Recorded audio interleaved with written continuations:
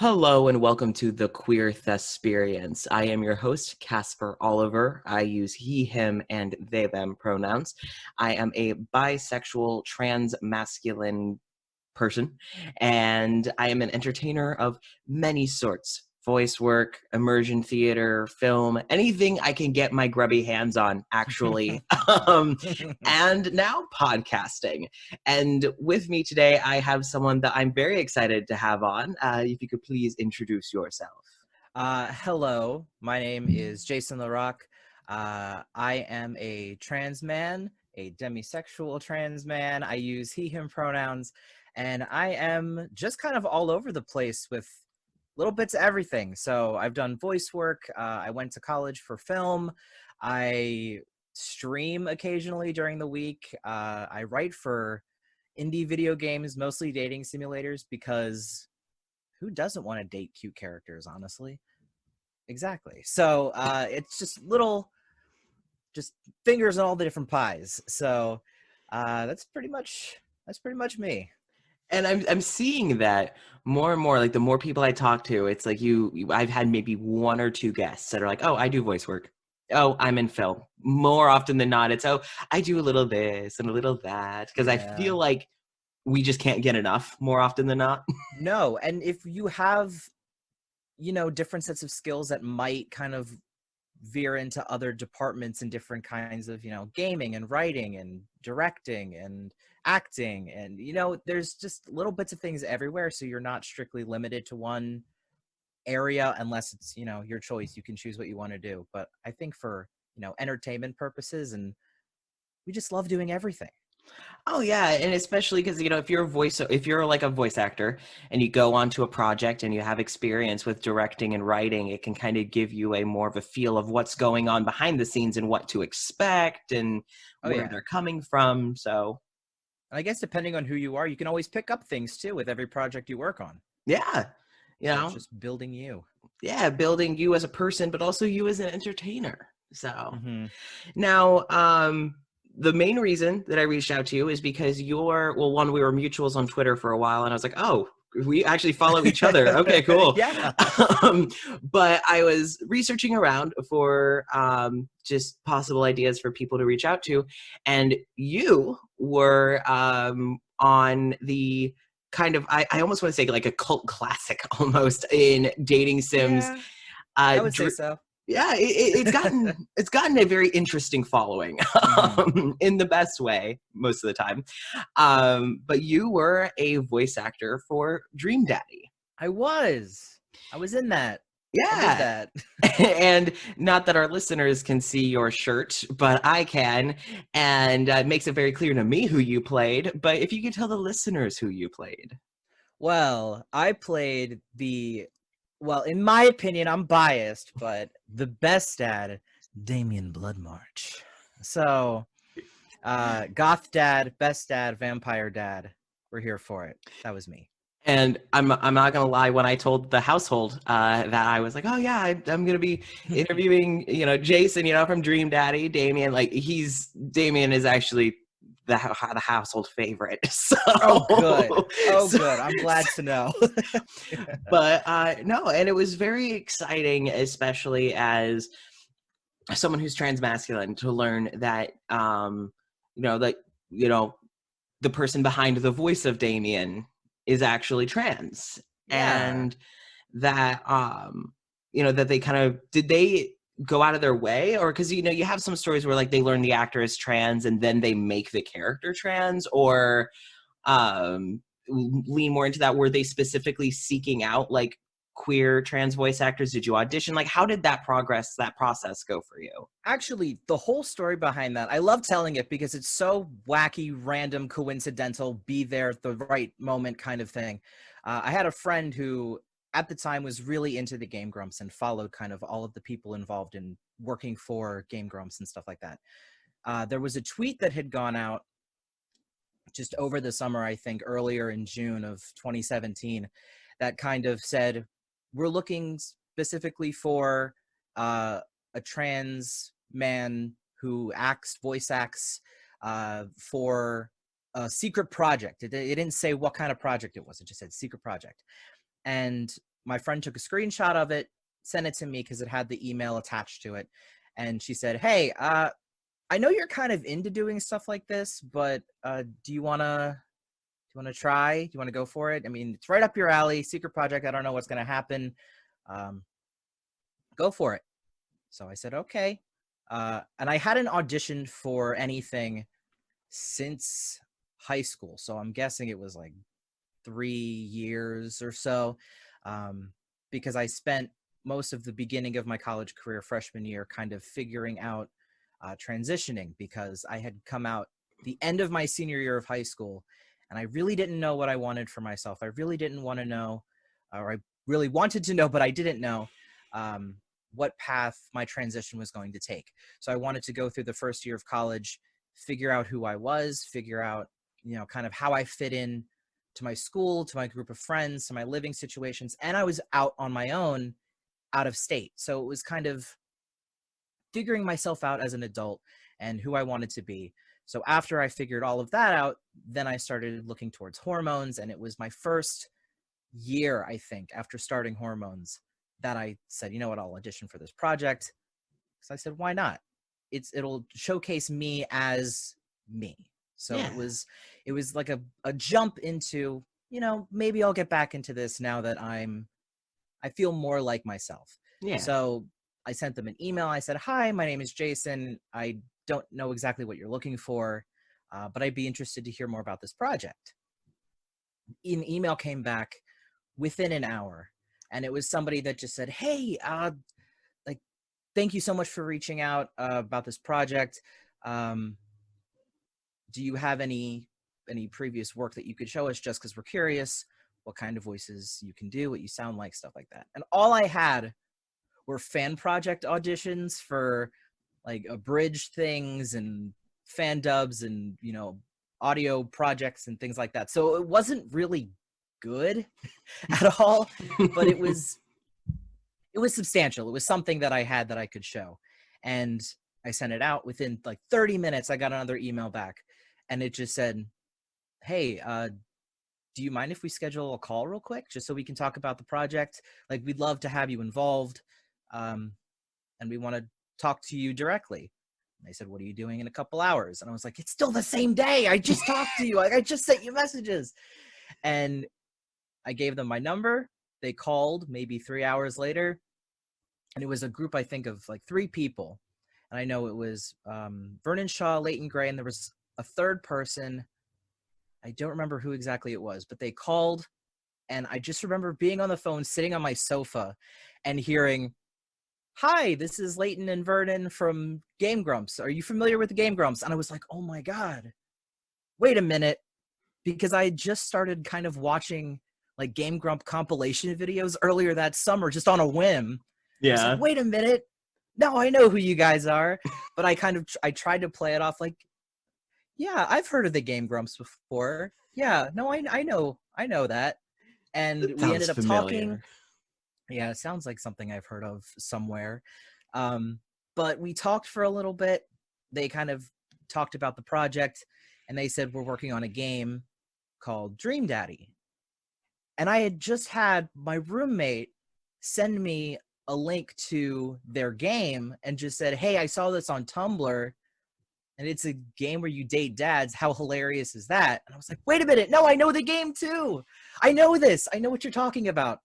And they said, yeah, we have a character who is a trans man, and we're looking for somebody to properly represent the character.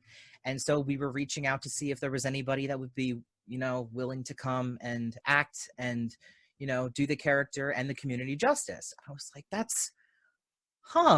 it was the first time that I'd ever seen, any kind of development team or literally anybody really kind of go out of their way to make sure that they properly, cast the character. Yeah. Based on, who the character was, who they wanted to, the story, just it made me feel really, really good and really seen to know that they were kind of doing these things to make sure that they were taking the right actions and making the right decisions for the game and for the character. And man, the response when people found out that Damien was trans, and to then have them ask, is the voice actor trans? And to have Leighton confirm that, and to have myself confirm that publicly as well. Oh my gosh, the amount of messages of people just saying, like, I can relate to this character. This is the first time I've ever felt a connection with a character. This is like, they were basically saying, like, people were saying that they were using this game to help them find themselves and to come out to their friends and their families, and they were just kind of embarking on their own journeys. And oh my gosh, there were so many times where I would sit and read these messages, and it would just make me so happy to know that something that happened within the blink of an eye was changing all of these lives. And especially because it's like you reached out on a whim. Oh yeah, and you've affected so many people in a very unintentional way. It seems. Oh, yeah. It really was a right place at the right time kind of moment. Yeah, no kidding. Just from one screenshot sent from a friend, and that's. I mean, I remember when Dream Daddy came out and the peak of Tumblr and all that, and I'm not usually one for dating sims. I have only ever played 2, and that is Dream Daddy and Doki Doki, which have 2 very different vibes. Oh, yeah, they're on 2 opposite ends of the spectrum. Oh, definitely. But so let me tell you, I did not know you could die in Dream Daddy until it happened to me. And I was like, wait. I didn't know for the longest time, and then somebody posted it and they said, so I just died in Dream Daddy, and I just wait a minute. And then I had to figure out who's the culprit, who did it to you, which dad, who done it, which dad did it. Oh, and then it's like, because I think it was Brian. I think it was Brian's route that had happened. Was it Brian's? I thought it might have been. There's 3. Wait. I think there's 3 routes. Because I think 3 routes where you can die. I think so. Because I think Brian's you can fall off the. I always thought it was Craig. I think there's more than one, but there is Craig where you can fall while. Hold on, listeners. I now need to Google this because I'm pretty sure there's more than one. Dying in Dream Daddy. Oh my gosh. If there's more than one way, please tell me there's more than one. Yeah. Oh my gosh. You can die in with Craig or with Brian if you choose to be an ass.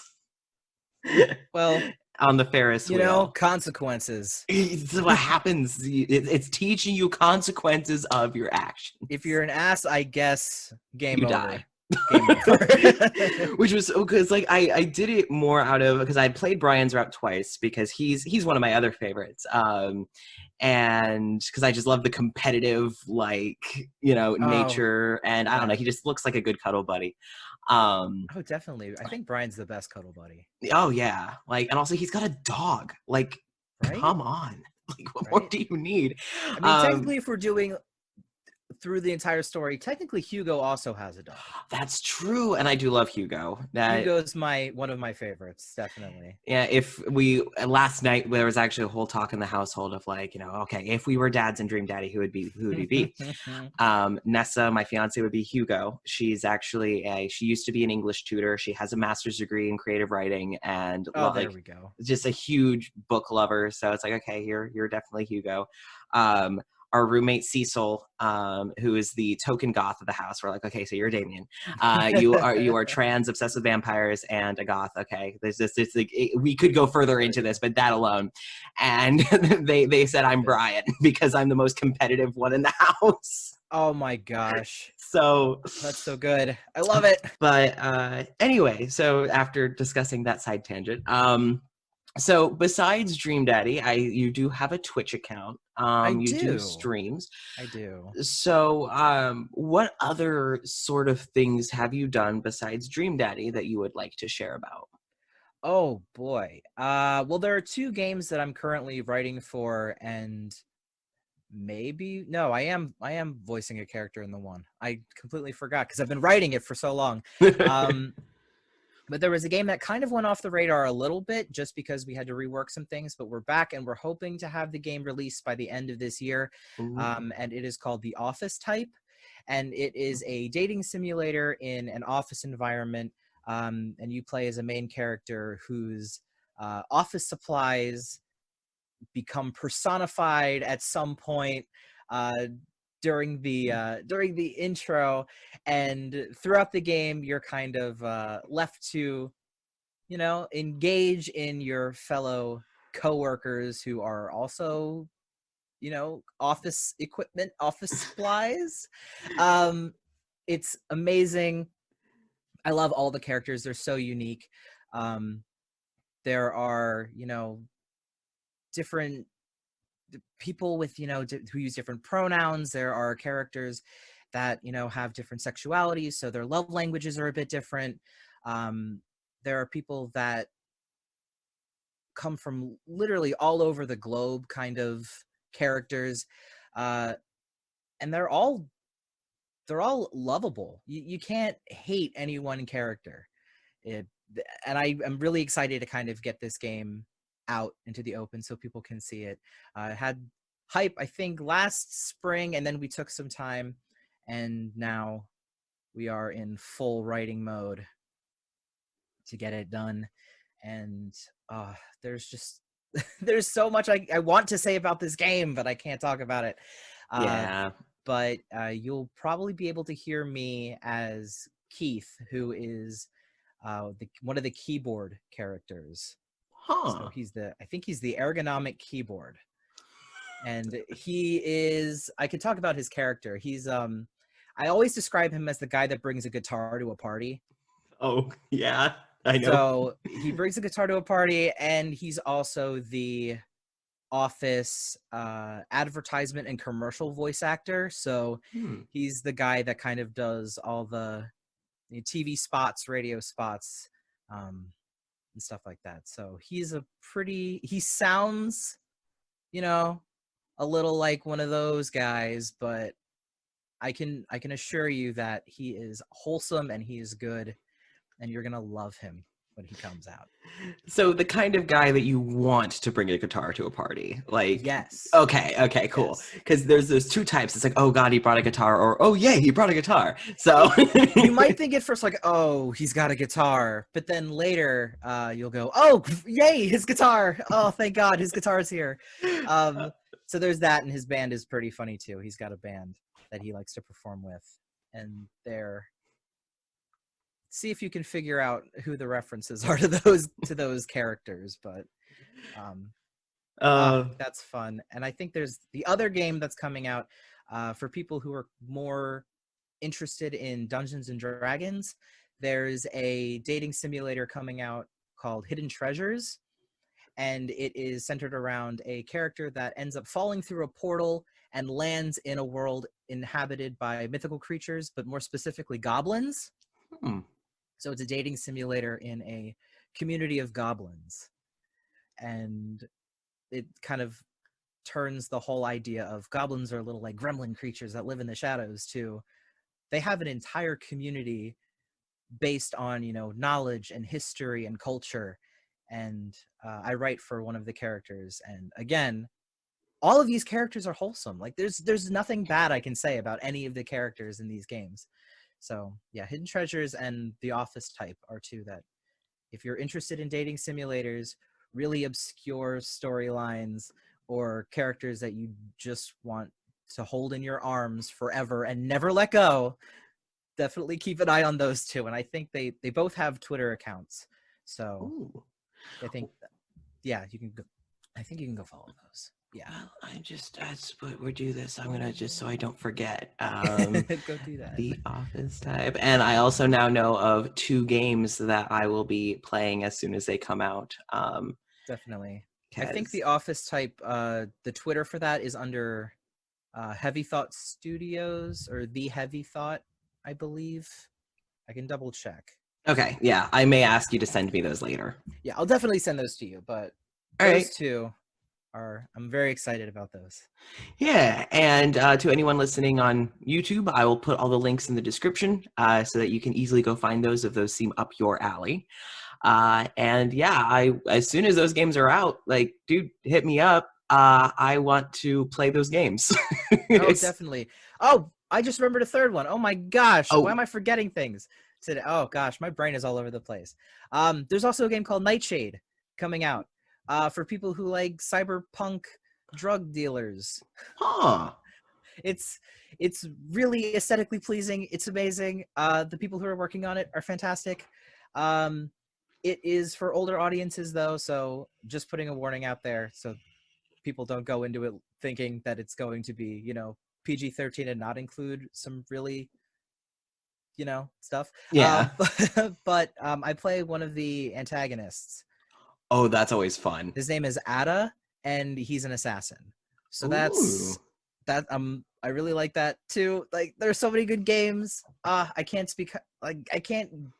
be more excited, but there you go. Those three. Cool. Yeah, no, I always have a soft spot for playing antagonists. That's actually one of my favorite parts of being like a dungeon master is like playing the big baddies. Oh yeah, I get you. Especially when you can trip the players up and make them trust the big baddie for like an extended period of time, and then it's like, psych. Nope, they are not going to try. I hope you're not spoiling anybody. Oh no. Okay. No, I ran a one shot for my birthday because like a few years ago I was like, all I want for my birthday is to eat food and play D&D.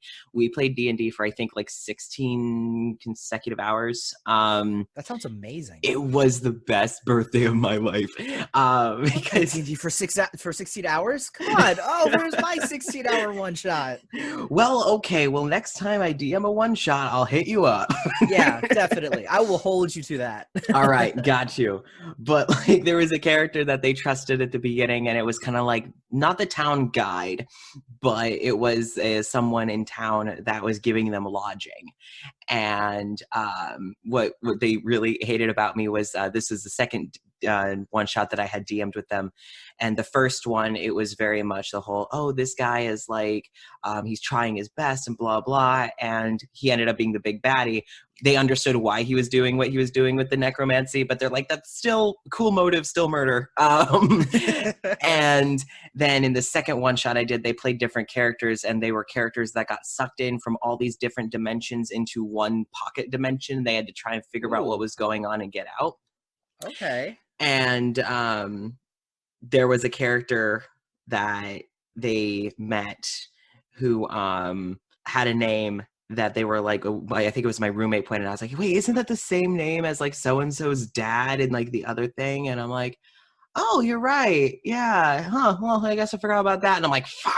And they're on to me.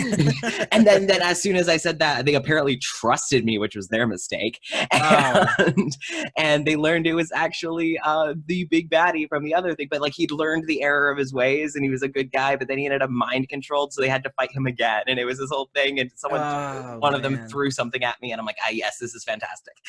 Kind of having those things carry over from story to story. Yeah. I love that. Like references to things that you've done, or references to like, other games and stuff for your players to kind of figure out. Oh yeah. Nice. Like and a thing that I do is I like to make OCs and just do things with them later, but I make OCs. Who doesn't? OCs are amazing. It's like coping but cheaper. I never thought of it that way, but now every OC I make, I'm going to be projecting onto them and just going, why am I doing this to you? Like I'm so sorry. It's like you deserve better than this, but I've got things I gotta work through. You're just gonna be you're doing your job. Thanks for that. Yeah. Like those cosplay roleplay blogs where you would have like the GIF. Did you do that? Yes. Oh man. But, yeah, it's been a while since I thought about that. Yeah, it's like wild.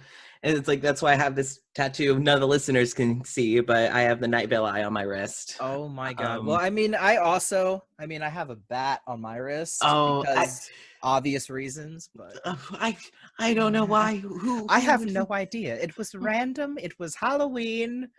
no inspiration from anything else in Nothing. life. No. Nothing at all. See, that's why I love interviewing voice actors, because we will inevitably start doing voices at some point in the interview. Oh yeah, I'm trying to make sure that the weirdest, most recognizable ones don't show up, because I had a roommate in college, and we're still really close friends, but we're always watching anime together. We always kind of do the like the Netflix watch parties kind of thing. Right, yeah. And occasionally we'll get excited about something, and someone will just emerge that is not how I normally sound, and she'll call me out on it. She'll just go, I can hear him right now. Do you know what you're doing? Do you actively hear what you're doing? And then I'll have to stop. I'm not talking anymore. No, I'm not. Don't listen to me. Don't listen to me. It's fine. It's fine. I have that issue, like, with my primary work is I am a actor and director for the Murder Mystery Company. So we go do immersive entertainment with murder mystery parties. So it's like an interactive clue game. Nice. And I not always, but usually play the person who's the victim. And then after I die, I go change costume and then come back as the detective. Not always, but most of the time. Because that's like the brunt of the show. But there's certain characters that have very distinctive voices, like the jerkbag billionaire Salvi, president of the Billionaires Club. And so I'll talk like this into the microphone. And for some reason, when I get like huffy with my actors, I'm like, you're driving me up a wall. And I start talking, and then they're like, okay, Sal, thanks. Okay, we get it. It's like, okay, we're backing off now. Man, it's like superpowers, right? Yeah, it really is like superpowers. You have to adapt to the surroundings, and if that just happens to be, a billionaire, then so be it. Yeah, it's like I may have my opinions on the economy, but a little more money would be nice, just just a little bit. I don't need the billions. I just need the hundreds, maybe. Maybe, please, if I'm lucky. Maybe, please, come on. I'll even take tens at this point. Oh, good. Me too. Me too. I find a penny on the street. I'm like, yes, a penny. It's something. It's absolutely worthless, but it's something. It's a little excitement in my day. Yes. Again, adulthood. You take the weirdest, the weirdest joys you can. Everything flips on its head. So, you mentioned that you studied film in college. I did. It was I don't know how to explain that. I always thought for a majority of my childhood that I was going to make movies. Yeah. My dad's the kind of person that would always have a video camera and just film everything that was going on in his kid's life. But I would try and, write skits and try and film them with friends and write movies and stuff like that. And for high school, we had a local radio and television station program. So it was a lot of like commercial stuff, and we had what was it? It was a educational show called Alphabet Soup. And they would go with an actor to somewhere around the school district, and she would have this whole, spiel about different things in the area that children can do to kind of learn different things. And if it was like a monthly event, then she would talk about the event. And I was in charge of writing a segment that was kind of Sesame Street-esque. We had one of those build your own Muppet kits. Yeah. And we built this Muppet, and there was a little animated background that we had in a green screen, and he would be there, and his name was Wally Wordsworth, and he would have a letter of the day, and it was my job to kind of write, I think it was about 5 to 10 minutes of him kind of educating kids on the word, and then the person in charge of the station would go through with his people, and they would kind of animate little bugs and animals and stuff kind of in the background doing things while he's hanging out talking. But I voiced him, I wrote his stuff, and I did his little puppeteering thing after school and during classes sometimes. And I always thought that's what I was going to do. I was going to write scripts, I was going to produce them, direct them, film them, edit them, everything, because I had to do it myself in high school. So when I got to college, and all these people that had gone to, film schools and, art charters and all of these things, their stuff compared to mine was just, they knew what they wanted to do exactly like the first moment that they went to school.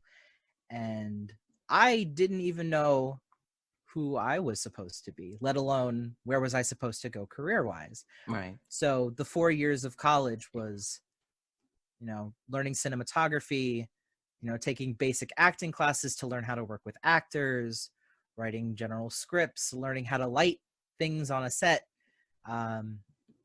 basic editing. And it wasn't until my thesis year that I realized, while preparing to shoot my thesis film, I don't want to do this. This isn't fun anymore. This isn't something that I feel I fit. And my thesis advisor even said to me, he's like, "What are you doing here?" He's like, what are you doing? Yeah. He's like, I haven't seen anything from you that would indicate that this is an area of, the industry, quote unquote, that's always thrown around, that you're going to thrive in. Like, I don't get it. And that really shut me down for a couple of weeks. Because I apologized to my parents. I said, "I'm sorry for wasting your time for 4 years thinking that this was something that I wanted to do, and ultimately coming to the end of the road and just kind of giving up." I mean, to be fair, I didn't give up. I finished my thesis film. They let me graduate. Letting me graduate being the keywords here. But I walked out of there knowing how to market myself at least a little bit better. I had done Dream Daddy during school, which means that I was starting to get back into, gaming and voice acting. And I met a bunch of really amazing people through just kind of networking post Dream Daddy. I got to go and visit the Game Grumps Studios before they moved to their new location. So I got to sit down and talk with them. And I really just kind of said, I know I'm a young adult. I don't know where my life is taking me, but I know the things that I don't want. I know the things that I do want. And I just said, how did you guys do it? Yeah. How did you figure out this was where you were supposed to be? And we had an amazing conversation just about, life is always going to open new doors. Life is always going to present you with things that you think are right for you, that look great, that look promising, that kind of fit you at that point in your life. But there's always going to be a chance that things will change, or that you'll see something off in the distance and want to pursue that, but you're stuck where you are. And it's just trying to navigate, how do you get to the point where you can kind of sit back and realize that, yes, this is my spot. This is my niche. This is where I feel comfortable. This is where I can thrive. This is where I can create. This is where I can tell stories. This is where I can entertain. And I think, again, we were talking earlier about entertainers do so many different things. Entertainers have so many different avenues that they like to pursue, mainly because we're all trying to find that one spot that we fit. But at the same time, we know that there's all of this out there, and we like to take in as much as we can to, suss out what works, what doesn't. Where do we feel the most comfortable? Where can we, pursue dreams? Where can we pursue our talents, our skills? Where can we build ourselves up? And I think having that conversation and going through college, kind of hitting that moment where the people around me were creating these amazing things. And I mean, I did have a hand in a few of those projects, and I did get to work alongside them, but there was no way that I was ever going to be the same kind of creator that they were. And so stepping out post-college to write video games, to voice act, to audition, to meet other people, to see what kinds of things are out there, it has now opened to this, I'm basically in a store and there's all of these things on the shelves, and it's like, I can take whatever I want. Yeah. I can take in, I can cook different things. I can take different skills, different talents, work with different people. And I can create these different things that other people can enjoy. I can share this with other people. And gaming and streaming and voice acting, it's so I mean, there are similarities, but it's so vastly different from the way that film made me feel. Right. And I'm so glad that there was that kind of turning point. And even sitting down with my thesis advisor post-thesis, we had a talk where he said, what do you want? Like, where do you want to go? What do you want to learn? What do you want to be able to, succeed with? And I told him, I don't know. And it's definitely not film. It might be some skills that I have in case I need a job at in a pinch, but the things that I learned outside of film while being in film school is everything that I kind of needed in order to kind of, convince myself and reassure myself that there was more out there and that there were more opportunities and more chances for art and artists and for networking and making connections. And I don't think I've met a single person since, networking from, Dream Daddy, that one thing that was so last minute, so quick. The turnaround was almost instantaneous. But from then onwards, it's just kind of gone to show that there are so many good people, so many good artists and creators in the world that just want to create this sense of artistic community. Yeah. And that's amazing. Yeah. And it's amazing. And I feel like a thing that tied with this is that so many entertainers don't want to be artists in general, not just entertainers, but artists. Boxes and artists don't mix well. Definitely not, no. Like whether it's writing or acting or digital art or whatever your art is, boxes and artists typically don't fit well. Even if they stick to one genre, you still don't usually find people happily putting themselves in a box. When you have things like producers and managers and like you get really big league, then they may put them in a box. But how often have we seen artists break those boxes? Like Taylor Swift went from pop country to just strict pop and then has delved into rock and other things, just you see them exploring these avenues. And especially when you're kind of like the level that we're at, we don't have anyone managing what we do. So we just do whatever comes our way that seems like fun and hopefully maybe sometimes pays, if we're lucky. So yeah, well, and they usually say that as actors, we don't act for a living, we audition for a living and sometimes get to act. And sometimes you get paid. You're right with that. It definitely is a life of auditioning. Yes. But and it's great people. And you made a point that like you were talking and it was like this weird cinematic moment in my head where like the words you were saying were aligning exactly with like my life and my journey. And I was like, whoa. But like, hey, artistry, we know how to get that visual image. It's very true. But when I've always known that I wanted to be an actor since I was a kid, and I was kind of pushed away from pursuing it as a profession for a very long time for most of the people in my life when I was a kid. So I almost went into the military. I almost became a detective. I was going to become a therapist. Like anything but acting was what I was going to pursue. Wow. And then I moved away from home and moved to Florida. And I'm like, no, you know what? Scrap all that. I know what I want to do. And originally I was like, oh, well, I'll do film. Yeah, that's where a lot of the big shots go. And then I realized, well, I don't think I actually enjoy film as much. I like watching movies, and sure, being in films is fun, but it's not as that emotional gratification isn't as strong. And so then voice acting, I've loved anime and cartoons and video games for years, and was particularly drawn to being in video games because it's more than just telling a story, it's being a part of the story for these people. And did some stage. I love stage because you hear the gasps and the oohs and the ahs and the responses, and then you get to meet the people that just saw you and talk with them. And I was like, oh, okay, I really like stage. And then I got into immersion theater, and like I've been in a haunted house before, and it was fun. Who doesn't love scaring the crap out of someone that willingly wants to get the crap scared out of them? Oh yeah. But then it was just with immersion theater, it's again pulling someone into the story, having them be a part of the story, letting them play characters. Like, oh, you came to this dinner party. Well, here's a binder full of character information and a silly hat. You are now a murder suspect. Like, having that. And now, like, the more and more I'm doing immersion and voice, the more and more I look at film and I'm like,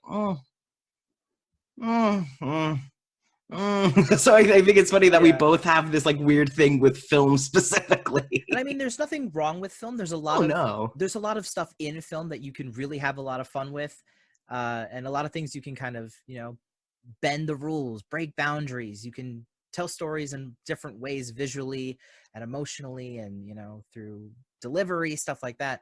But there's just something mechanical about it. It's definitely mechanical. It's very rigid. And, you know, I guess for the both of us, breaking out of that and seeing how we can take storytelling in all of these different directions while still entertaining, while still getting messages across, while still seeing the kind of effect that it has on the people and the audiences that are engaging in what we're creating. I don't know, it feels more lively.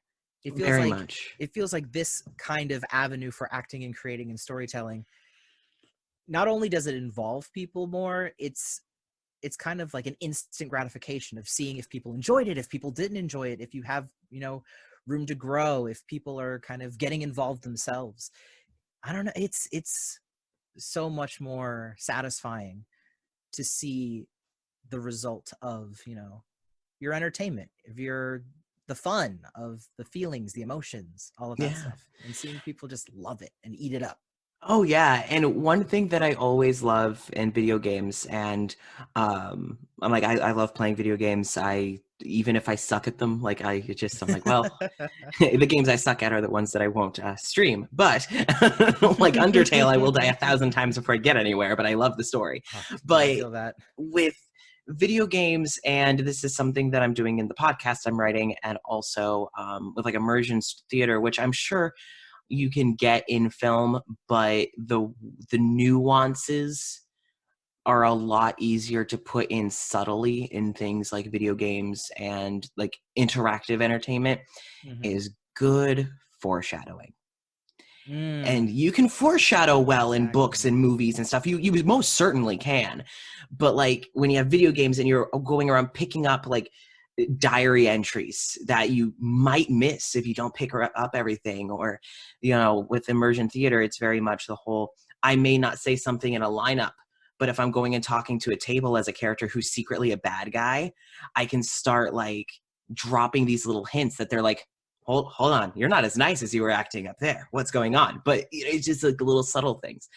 And you can really get those more in things like DMing D&D or video games, you know, and it's like, it's so satisfying, especially when you can watch people pick up on it. Oh yeah. Or if they miss it and then you reveal it and they're like, oh, that's what's happening. Wait a minute. I missed that. So, but it's a different type of storytelling, and it's more intimate. Maybe it's the word. Yeah, I would say intimate. It's a lot of the audience is within the story. Yeah. Even if they're not directly influencing the story at all. For video games, sometimes if it's a clean-cut story, like a visual novel, and you're just kind of reading as it goes along.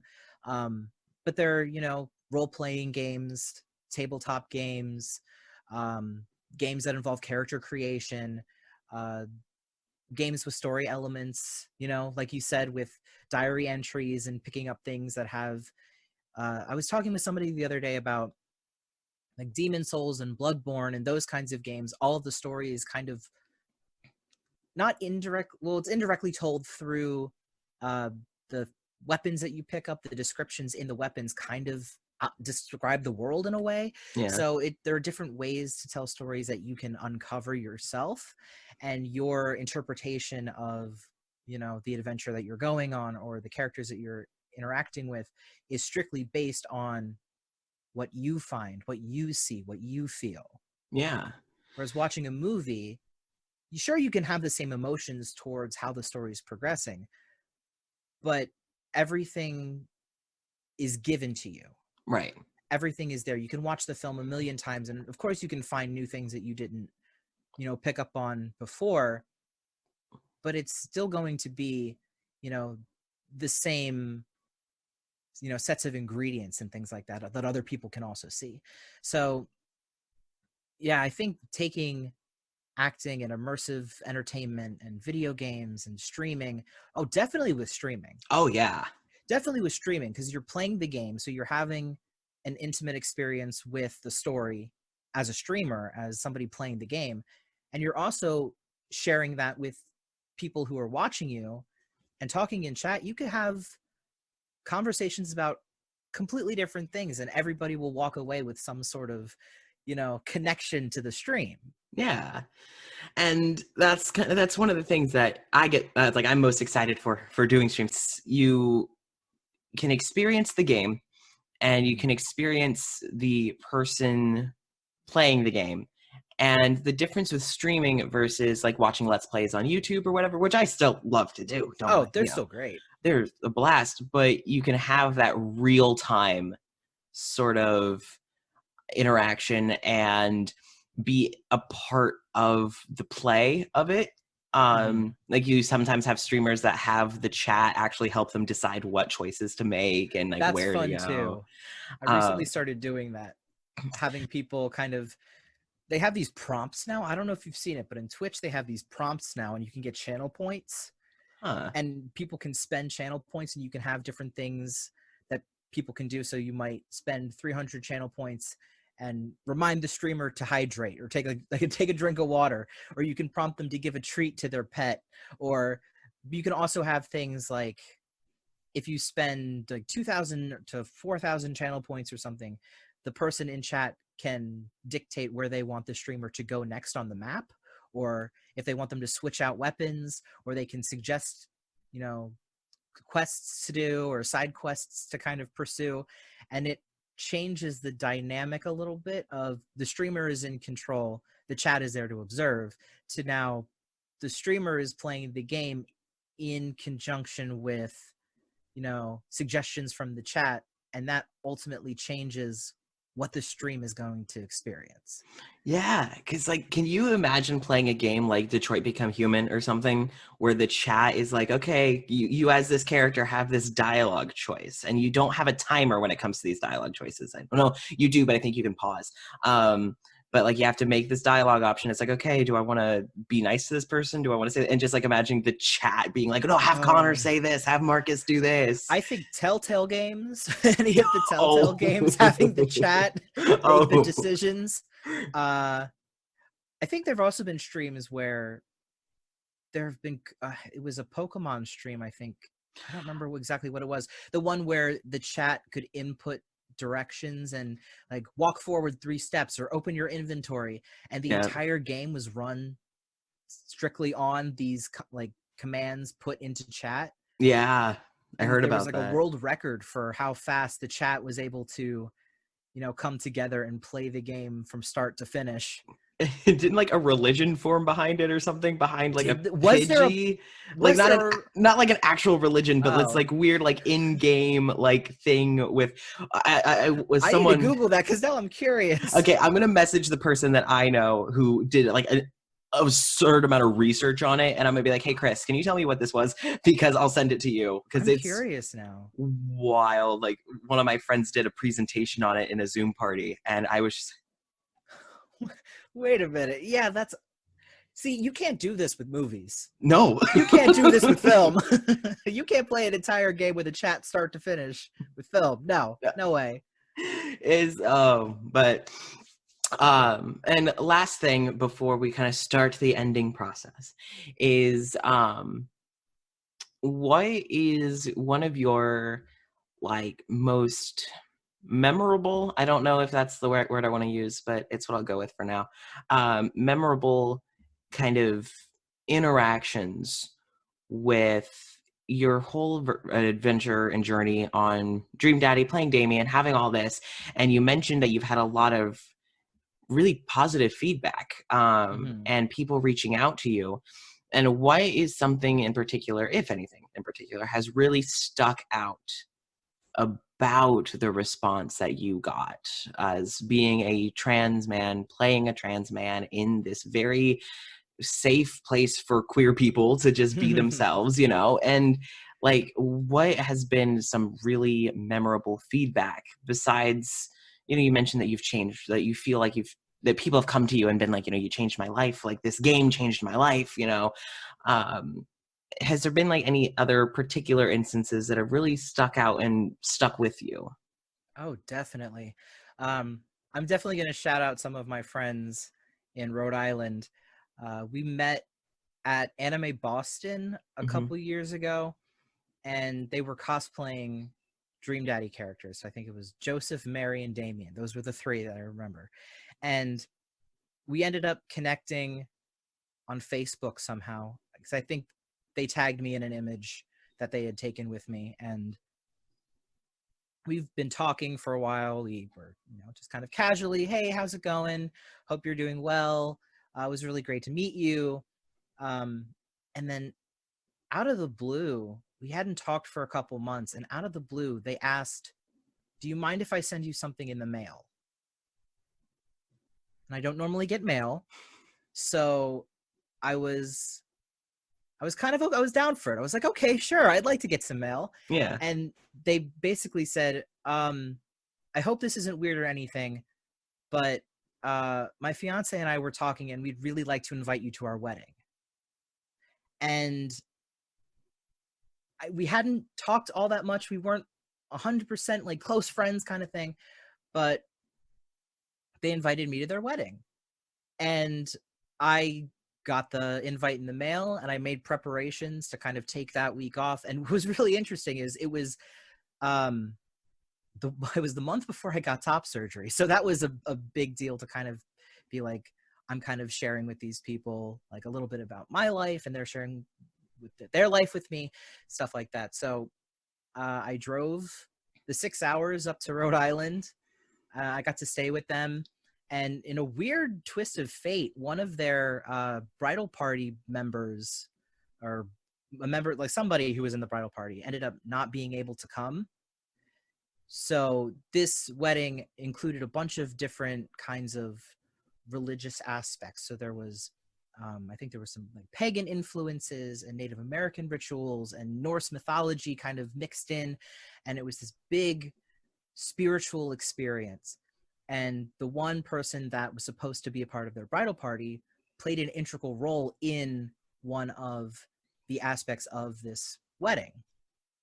And since I was there, they said, I know this is really sudden and the wedding's in like 2 days, but would you want to fill this position? And I've never been a part of a wedding that was anything other than like strictly like Roman Catholic. So I didn't know what to expect, but they walked me through it. They told me what I would need to do. And I think I distinctly remember standing in as like the embodiment of the spirit, or the ancestral spirit, or like the spirit of families being joined together or something like that. And it was such an emotional environment, not a bad way, Right. but mainly like a good way. And to kind of be there and kind of bear witness to a marriage of people that I had only known for a year, that kind of met me through a dating simulator about dating dads. And suddenly I'm standing there next to an ancestral altar watching people get married who I now felt comfortable and felt close enough to call my friends, because I spent all this time with them now. Yeah. I basically had been inducted into their family. And I don't think I would have ever expected that. No. Spawning from, you know, a video game like this, to meet people, befriend these people, and end up, you know, being a part of such an intimate moment in their lives. Yeah. And I still think about it. We still talk to each other just about, you know, every couple weeks. We say, hey, how's it going? Like, how are things? They have me in a group chat with a bunch of their other friends, and it's fun to just see them talk about, okay, we're having movie night tonight. Oh, the cat fell off the stairs. I think the cat's okay. Or just like random things. But yeah, I think that's the most memorable thing that's kind of come out of Dream Daddy. And it has nothing to do with, anybody, stepping up and saying like, hey, this helped me, because those kinds of conversations where people have kind of thanked me as well as the game and the devs for kind of putting this out into the world. But to have somebody go out of their way to involve you in like the next step in their future, like that's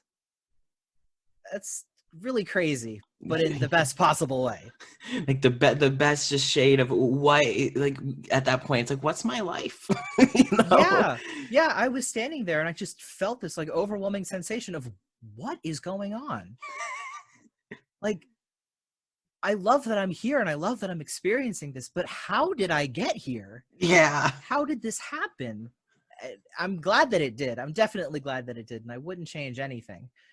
But yeah, that definitely was something that I never thought Dream Daddy would allow me to do. And yet here we are. And at the end of every episode, towards the end, I always ask my guests, if you were to meet either yourself when you were kind of trying to figure out where you wanted to be and who you were, and trying to figure out your life and your future path, if you met yourself at that age, or someone who was going through that in a way kind of akin to how you were, what sort of advice would you want to pass on from what you have learned since you found yourself kind of in that struggle? I would probably start off by saying you never have to apologize for figuring out yourself. If that's, with work, with who you are as a person, if it's, figuring out where you belong in, a family, a found family, group of friends, a classroom, stuff like that. Never feel like you have to apologize for changing your mindset, changing what you want for yourself, because nobody knows yourself better than you. Nobody can tell you who you should be, who you're supposed to be, because you're you. You know what you want. You know what you're best at. So that's the one thing. And the second thing would probably be that your authentic self is the best version of you. If you're still working on it, that's totally fine, because you're going to figure yourself out at some point. That's just kind of how life is. That's how life goes. You change, you evolve, you adapt, you learn new things, you come into contact with people that open your eyes towards, different paths of life, different opportunities, different things that you didn't think were possible. There's always going to be times when you kind of readjust who you are, but that's still your most authentic self. That's still you figuring out who you are. And that's the best you. And being the authentic version of yourself is the best way to be, because that just makes you awesome. It just makes you special. That makes you unique. That makes you the one and only you. And there's no one else in the entire world that's quite like you. So you can be proud of that and don't apologize for it. That's all I got. I love that, though. Be unapologetically your most authentic self. And, Definitely. And now, for the listeners we've mentioned a few times, social media, where can our listeners find you? Your social media, your Twitch, where can they find you? It's all pretty much the same. It's Twitch, Twitter, I think Instagram is the same, but it's all J_SON Larock, LAROCK. So Jason Larock, the A is missing. It's just an underscore. And if you are listening to YouTube, I will put the links in the description along with the other games that he mentioned. And if you are listening to this elsewhere, then you can just scroll down to the episode description and find it there. I'll type it out. And again, if you're listening to this on YouTube, you can also find links to our podcast's social media. We are on Twitter, we are on Instagram, we post frequent updates and also memes and promote and shout out to other queer creators and queer content. Some of that other queer content being our upcoming fiction podcast. If you like things like Welcome to Night Vale, SCPs, or the Lore podcast by Alan Mankey, please check out Jar of Rebuke. By the time this episode airs, that podcast will have started already. It is based purely on the folklore and urban legends of the Midwestern United States. So the creepy crawlies within the woods and the cornfields and all that, and the black-eyed children, anything you can think of, all of that gets compiled into the audio journals of Dr. Jared Hell. And that is another queer-led project. And you can now support both Jar of Rebuke and the Queer Thesperience on Patreon. There is also Etsy that you can get cool merch and support the podcasts, as well as one-time donations on Ko-fi. So all the typical stuff, all of that is in the description. And tune in not next Friday, but the Friday after that for every other Friday with interviews with other queer entertainers. And remember, all the world's a stage. So be sure to give him one heck of a show. This has been Casper Oliver, joined by Jason Larock, signing off. Bye-bye. Have you ever wondered what wanders the fields at night? Or have you seen lights out in the woods that you know are not lightning bugs, or deer with just a few too many eyes? Well, all of these things are commonplace within the farm town of Witchton. Jar of Rebuke is a Midwestern Gothic horror comedy audio drama run by a queer-heavy cast and crew. Delve into the cornfields, explore the woods by the river, and make sure you bring your favorite dish to the local potluck, because Witchton is full of many fine folks for you to meet, creatures for you to encounter, and many mysteries for you to solve. The creatures and hauntings within Jar of Rebuke are all based on real lore and legends from the Midwestern United States, from the black-eyed children to the knot deer to the Michigan melon heads. Follow Dr. Jared Hell's audio journal and his run-ins with these various creatures while trying to remember his forgotten past. With the voices of myself, Casper Oliver, as well as Vanessa Rosengrant, Ashley Kraft, Cecil Fox, and guests like Jason Larock, Misha Bakshi, and Conrad Mishuk, as well as many, many more, providing their talents to flesh out the world of Witchton, the townsfolk within, and even the supernatural creatures themselves. Compared by listeners to things like Welcome to Night Vale, SCPs, the Magnus Archives, and Tanis. If those things, but with a Midwestern Gothic twist, seem up your alley, be sure to tune in on every 7th and 21st on Apple Podcasts or wherever else you get your podcast fix for new episodes of Jar of Rebuke.